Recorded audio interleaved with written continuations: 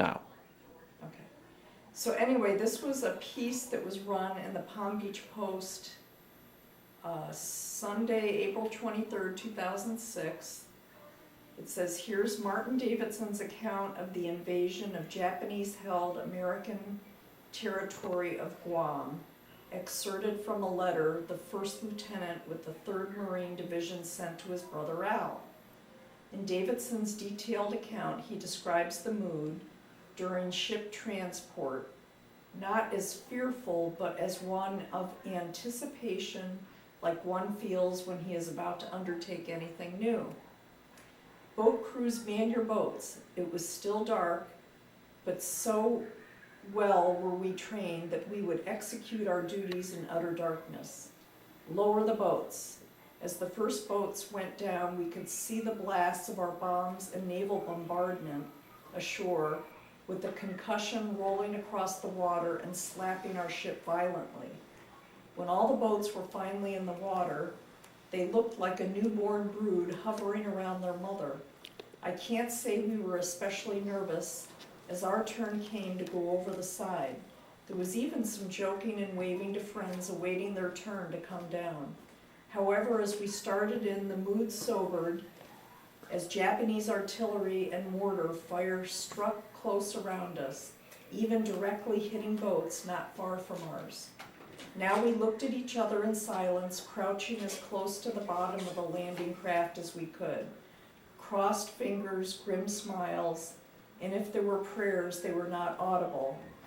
We moved into the middle of hell, eruptions all around us. By some seeming miracle, we kept coming until a sharp jolt, and we stopped.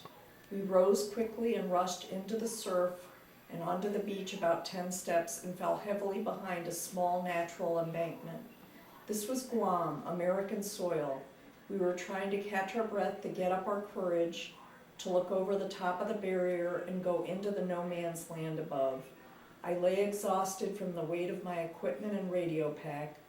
We huddled close and tried to dig in with our fingers as shells burst all around us. Many of our friends were killed or wounded, not more than a few feet from us. It was pretty terrible, but we had to go on. I struggled to my feet and made my way along the beach, where I met my commanding officer.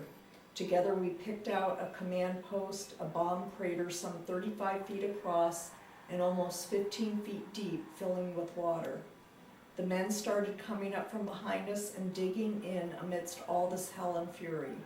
Here in this bomb or shell crater from naval bombardment, we placed our switchboard and radio, shielded from shells passing overhead and flat rifle fire.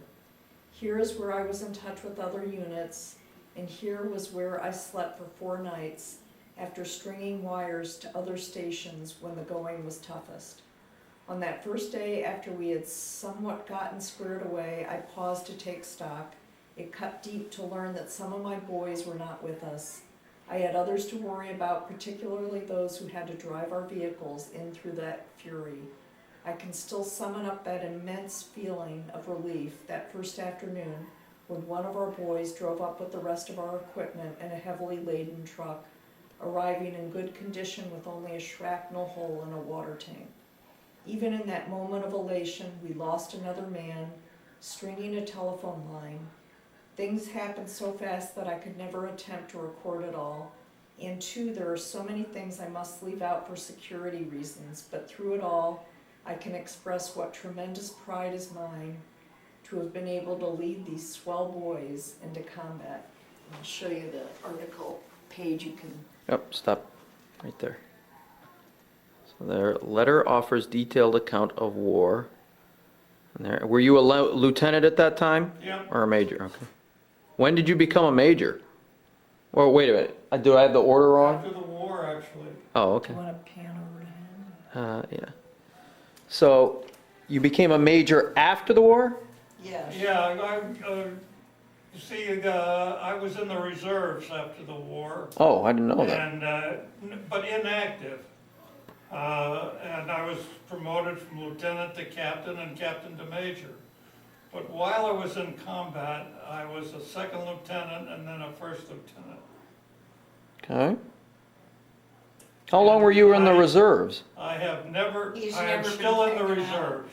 Oh, I have technically. never been discharged from the Marine Corps. Really? I didn't I know am that. still in the Marines. I'm in what they call a retired reserve. Do you get a pension? No. Okay. But I have papers that show I'm still in the reserves. Okay. Well, we could. Okay. Thank you very much. You're welcome.